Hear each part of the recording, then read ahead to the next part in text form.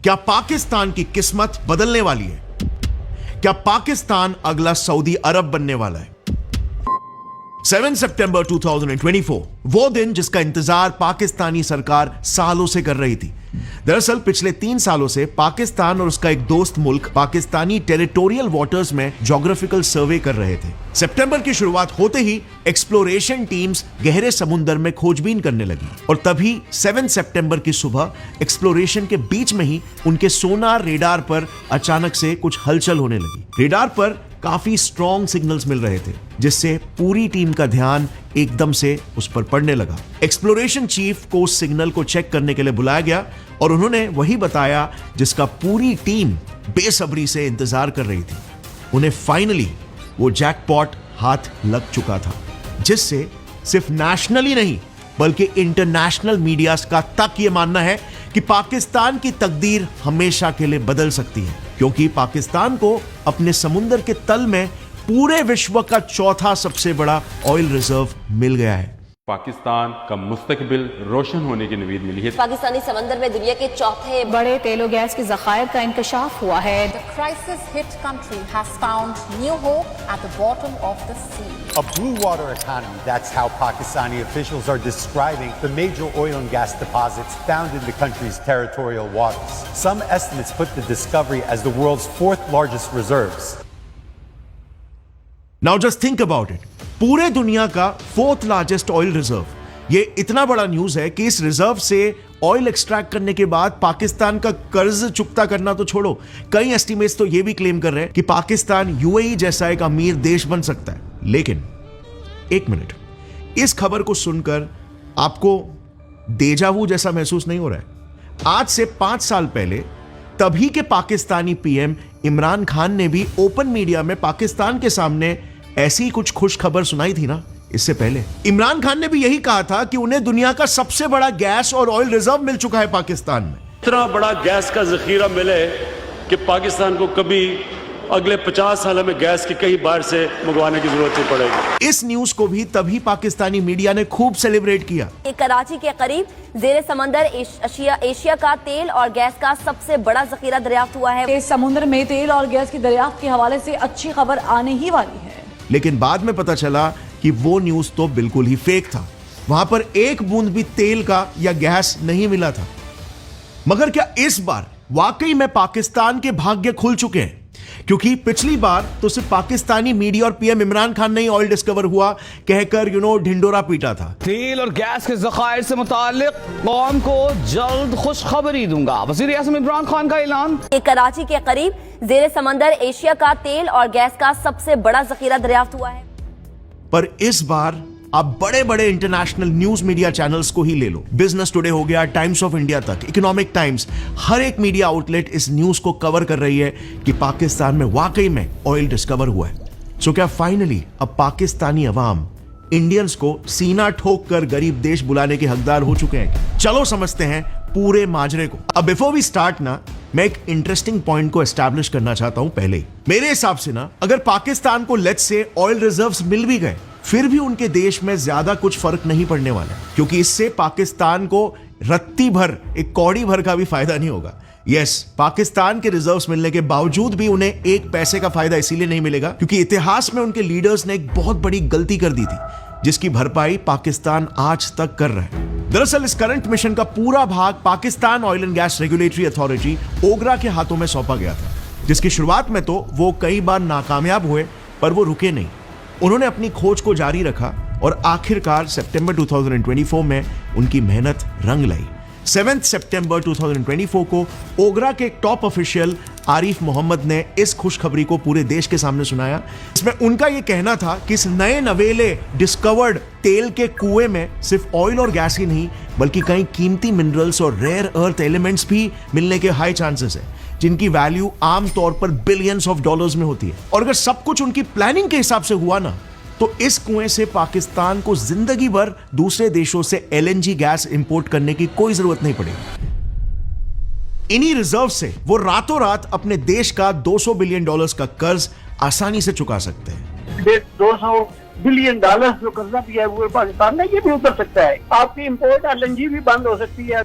लेकिन हाँ, यहां पर एक बात गौर करने वाली है, आरिफ के हिसाब से इस कुएं से तेल एक्सट्रैक्ट करने के लिए पाकिस्तान को पहले तो $5 बिलियन की जरूरत पड़ेगी। अगर उन्हें ये $5 बिलियन मिल जाते हैं, तब कहीं जाकर 5 सालों बाद पाकिस्तान अपने सारे कर्ज चुका देगा, उसके काबिल बन जाएगा। अब $5 बिलियन खुदाई करने के लिए, यह सुनकर आपको दाल में कुछ काला नहीं लग रहा? वेल, असल में पूरी की पूरी दाल ही काली है। कभी आपको कोका कोला की लॉटरी जीतने का ईमेल आया क्या? मुझे तो पता है $100 मिलियन की लॉटरी लग गई थी, पर यार मेरे पैसे ना कस्टम्स में अटक गए थे। उसे छुड़ाने के लिए ये लॉटरी वाले बस सिर्फ 25,000 रुपए मांग रहे थे। मैंने कहा मेरे 100 मिलियन में से ना 25,000 क्या 1 मिलियन रख लो और पैसे घर पर भिजवा दो। उसके बाद से मेल आना ही बंद हो गया। पाकिस्तान के करतूतों से भी कुछ ऐसे ही अफ्रीकन स्कैम्स वाली बू नहीं आ रही क्या? क्योंकि इस बार पाकिस्तान में पिक्चर के किरदार अलग हो सकते हैं, उनके शब्द अलग हो सकते हैं, लेकिन इसकी स्क्रिप्ट एकदम सेम टू सेम है लाइक लास्ट टाइम। पाकिस्तान में सदियों से सेम स्क्रिप्ट वाली कहानी अलग अलग किरदारों के साथ हर 2 से 4 सालों में दोहराई जाती है। आगे समुंदर में गैस का कुआं अंदर खोदा जा रहा है और लगता यह है कि 1 हफ्ते के अंदर हमें पता चल जाएगा और हो सकता है कि वहां से इतना बड़ा गैस का जखीरा मिले कि पाकिस्तान को कभी अगले 50 सालों में गैस की कहीं बाहर से मंगवाने की जरूरत नहीं पड़ेगी।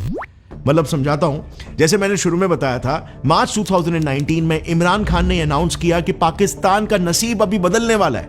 उनके हाथ जैकपॉट लग चुका है। एक्सन मोबिल नाम की ऑयल कंपनी को पाकिस्तानी वाटर्स की ड्रिलिंग एरिया केकरा 1 में ऑयल और गैस रिजर्व्स मिल चुके हैं। बट पीएम जैसे इंसान के स्टेटमेंट के बाद भी ड्रिलिंग कंपनी से कोई ऑफिशियल स्टेटमेंट नहीं आया।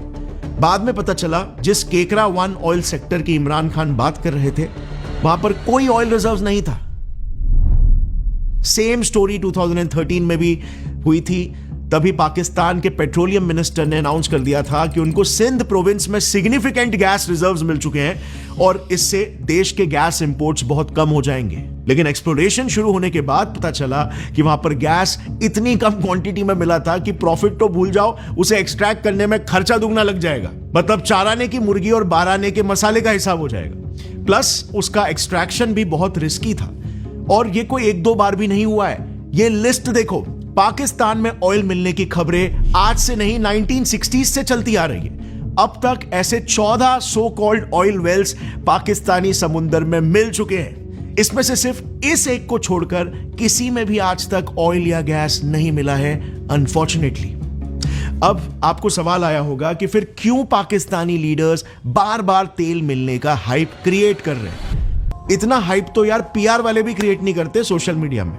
सो माजरा समझने के लिए ना जरा इन चार्ट्स को देखना, सब समझ में आ जाएगा। बेसिकली पाकिस्तान की ये हिस्ट्री रही है। जब भी उनके यहां पर एनर्जी क्राइसिस चल रहा हो, आईएमएफ से बेल आउट यानी कि और पैसे लेना हो, एंटी गवर्नमेंट प्रोटेस्ट चल रहे हो, या फिर इन्वेस्टर्स को बताना हो कि उनकी जमीन में पोटेंशियल रिसोर्सेस है, इसीलिए आओ और पाकिस्तान में पैसे लगाओ, तो उनकी सरकार यही तेल और गैस मिलने वाला स्कैम हर बार दोहराती रहती है। खुद ही देख लो, 2019 में जब पीएम इमरान खान ने अनाउंस किया था, तभी पाकिस्तान में सीवियर एनर्जी क्राइसिस चल रहा था। साथ ही में एंटी गवर्नमेंट प्रोटेस्ट भी चल रहे थे और साथ ही में पाकिस्तान आईएमएफ से $6 बिलियन का बेल आउट पैकेज भी मांग रहा था। 2013 की भी अगर बात करें तो एनर्जी क्राइसिस चल रहा था और $6.6 बिलियन का आईएमएफ लोन मिला था। दशकों से पाकिस्तान की यही रीत रही है। कई अलग अलग पार्टीज आई, कई अलग अलग सरकारें आई और चली गई, मगर सभी ने पाकिस्तान की आवाम की आंखों में खूब धूल झोंका। उनके देश में चले आ रहे क्राइसिस से ध्यान भटकाने के लिए ऐसे हथकंडे अपनाए जिससे ऐसा महसूस हो आवाम को कि हमारे आगे का फ्यूचर ब्राइट है। मतलब जरा सोचो, हर 2 से 3 सालों में इनको मिलियंस ऑफ डॉलर्स आईएमएफ से मिलते हैं। $3 billion loan for Pakistan. Around $6 billion. $7 billion over the next 37 months. 2013 में 15,000 अरब से आज पहुंच गया 28,000 अरब। इतने पैसे जाते कहां पर है? इनकी इकोनॉमी स्टेबल होना तो छोड़ो, एक क्वार्टर में पॉजिटिव ग्रोथ भी नहीं दिखा पा रही है। मुझे ऐसा लगता है ना कि ये हमारे साथ ना एक गेम खेलते हैं, लाइक वो जैसे मतलब मछली का शिकार करते हैं ना, हमारे साथ नहीं, इन्वेस्टर्स के साथ। जनता क्या, खुद ऑयल कंपनीज भी पाकिस्तान में तेल खोजने के लिए इंटरेस्टेड ही नहीं है। रिसेंटली जब पाकिस्तान ने उनके 18 ऑयल एंड गैस ब्लॉक्स यानी एरियाज में ऑयल एक्सप्लोरेशन के लिए बिडिंग बुलाई थी, और तब भी एक भी इंटरनेशनल बिडर ने पाकिस्तान में इंटरेस्ट नहीं दिखाया। एंड नॉट सो सरप्राइजिंगली ऐसे ऑयल इंडस्ट्री से रिलेटेड उनके यहां पर स्कैम्स हर साल होते हैं। अब चलो इस सब के बाद भी मान लो पाकिस्तान को ऑयल मिल भी गया, लेकिन जैसे मैंने आपको इंट्रो में बताया था, उनके लीडर्स ने इतिहास में एक बहुत बड़ी गलती कर दी थी, जिससे उनकी जनता को ऑयल मिलने के बाद भी उनका एक भी पैसे का फायदा नहीं होगा। इस लिस्ट को जरा देखना, ये पाकिस्तान की 5 ऑयल रिफाइनरीज है जो जमीन से क्रूड ऑयल निकालकर उसे पेट्रोल या डीजल में कन्वर्ट करती है। अब अनफॉर्चुनेटली इसमें से एक को भी पाकिस्तानी सरकार कंप्लीटली ओन नहीं करती। इसका बेसिक मतलब यह है कि अगर कल को तेल मिल भी जाता है तो भी मेजॉरिटी प्रॉफिट दूसरे देशों की कंपनीज ही ले जाएंगी।